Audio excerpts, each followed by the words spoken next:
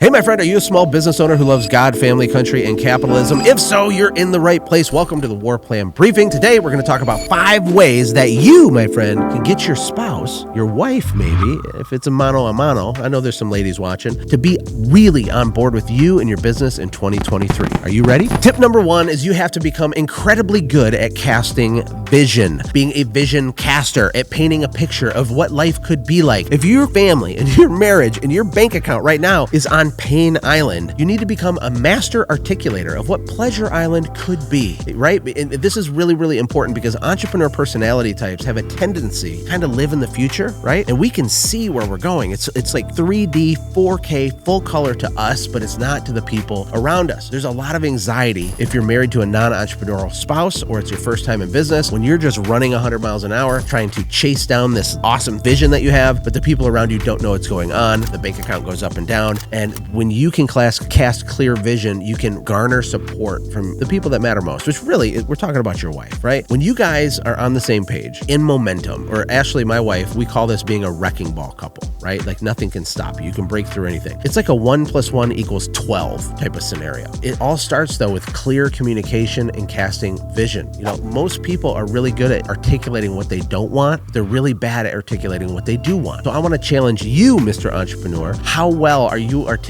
the vision and the path that you're trying to walk down with your family, why it matters, when you're going to get there, as far as you can tell, and why your wife should be excited about it? What's her role? What's in it for her, right? Is it just about you fulfilling your wildest dreams and she has to just blindly support you to infinity? I don't think so. We have to cast a vision that makes sense for both of you and for your family. It's okay to have your own individual goals, and it's okay for her to have the same thing, and it's okay to have family ones that are joint. All of that's great, but you have to become a gifted communicator to get your family into hyper momentum. The second thing you need to do to get your wife on fire for you and your business in 2023 is you need to kill something and drag it home, okay? Yeah, do you hear what I said? I didn't say kill someone, I said kill something. You know, a lot of people talk. They're talkers. They like to talk. They like to beat up ideas, or I get messages all the time, hey Josh, can I pick your brain? No, you can't pick my brain. My brain's expensive and I don't want it picked anyway. So how much action have you taken so far? Because people get fatigued, even the people closest to you that support you. Maybe you did cast vision really well and you have supporters. They're clapping and cheering for you, but for how long are they supposed to do that before you like bring home the bacon, before you club something and drag it home? Look, a lot of times planning and doing spreadsheets and modeling and watching YouTube videos like this oftentimes is a sophisticated form of procrastination, so you don't have to do the thing that scares you that actually gets the result. So you don't have to go sell the next client and like bring home the win, right? There's stuff going on in your head for a lot of you, just like me, okay, that's preventing you from doing what you already know to do, but you're just not doing it. Do you really need to watch another course and read another book? I don't know. Probably not. There's probably some things that you know you need to execute on and implement. You're not doing it. This is critically important for your wife to see you do this. You need to be a conquering warrior. At some point, you can't just talk about how you're going to take all this ground and you're going to, conquer this land. You have to go do it. It doesn't have to be everything, but you have to do something. I'll tell you a quick story. I worked with a guy probably 4 or 5 years ago, and he told me that his wife was really frustrated with him. And I said, why is your wife frustrated with you? And he told me a story. It's an interesting story. It's a common story. I hope this isn't your story, but maybe it is. He said, well, I've been promising her to get a hot water heater, a tankless hot water heater for like a long time, and I haven't done it. She's getting really mad. We just don't have the money, but I said, how long ago did you promise it to her? A couple years. I said, a couple years? He said, yeah, a couple years. I said, look, I want that thing installed in your house in 14 days. The next time we talk in 14 days, that will be installed in your house. Otherwise, I'm not going to work with you anymore. And he got really jarred by that, and he was kind of freaked out, right? And I did this as an act of love for him, right? Because if he can't honor his word and club something and drag it home for his wife, the most important relationship he has on this planet as a human being, okay? If he can't do that for her, then why am I giving of my time to this person, right?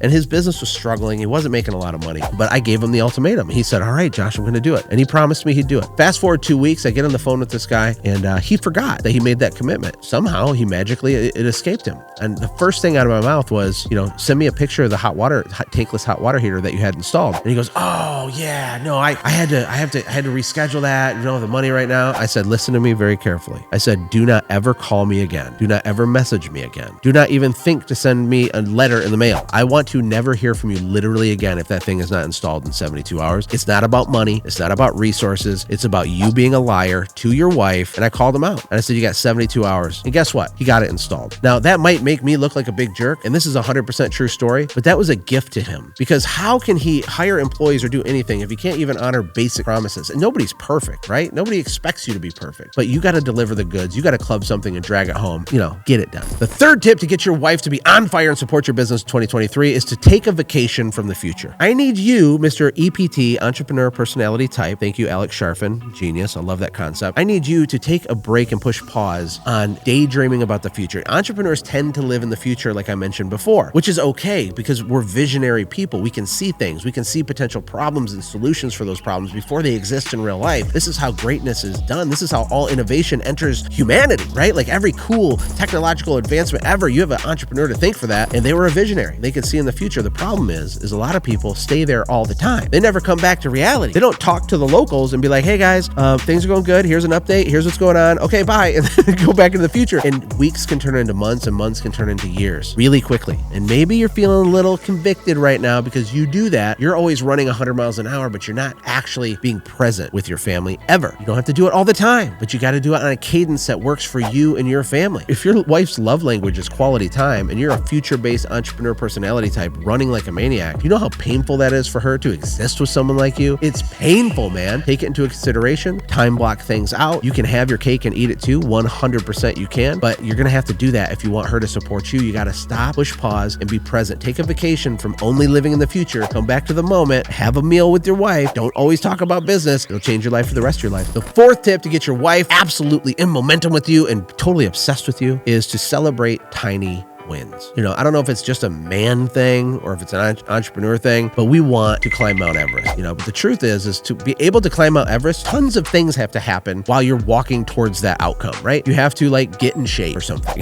You have to buy equipment and weird shoes with hooks on them and spikes, and you got to get the claw thing, and you got to get the tent, and you have to find a Sherpa and a guide, and you have to book travel to get over to Mount Everest. There's all these little miniature milestones on the way to all of our mountaintops, all of the things that we're pursuing, the hills that we're trying to climb. There's all these little things, but entrepreneurs have a tendency to only want to celebrate the big win. And that is a terrible, horrible mistake. And the reason why is for two reasons. Number one, when you get to the top of whatever goal you're chasing right now, it will not satisfy you like you think it will. It's an illusion. You can tell a child, don't touch a hot stove, it's really hot. And they sort of believe you. But then after they touch the hot stove, now they know at a different level. It's a different level of knowing when you touch the stove. Maybe you've never made $1 million, but I can promise you something. The minute that you do, it will be amazing for about 2 seconds. And 2 seconds might mean a week. It might mean a month, okay? But there's not even a correlation between money and happiness above $85,000 a year. So the thing that you're pursuing and running towards, it's not going to satisfy like you think. And the second reason is that it's too long of a time horizon for the people around you to not suffocate and metaphorically die while you're pursuing it, okay? We need little wins. We threw a pizza party with my kids when we hired my very first employee with my first company almost 2 decades ago. That's important. You do these little things, little accomplishments, little goals. You make a new purchase or an investment for your business. You sign up for some high-end expensive software that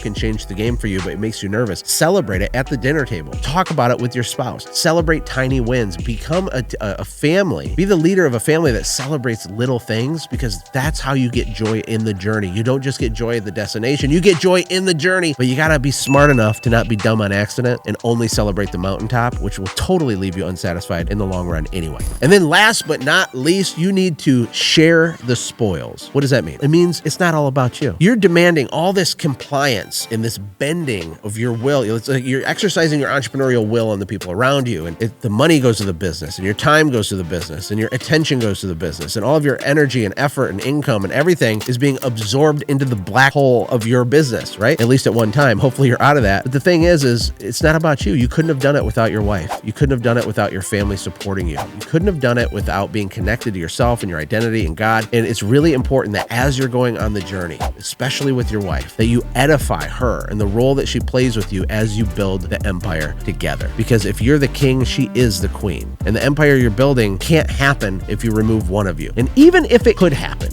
if you removed her, it wouldn't be worth building in the first place. So share the spoils with your words, with public affirmation, public recognition, edifying and building her up privately, publicly, everywhere. Hold your queen up on a pedestal and you see what happens. You have the best 2023 of your life. If you got value out of this, click the subscribe button. So I'm going to make more cool stuff like this. Share the experiences that I've had building and selling a bunch of companies, raising 5 kids, living in 2 countries, and being connected to some of the smartest entrepreneurs on the planet. I've learned a lot of cool stuff because I've made a lot of dumb choices. I'm here to help you avoid some of those mistakes. So click the bell thing and the subscribe helps us. I'll see you in the next video.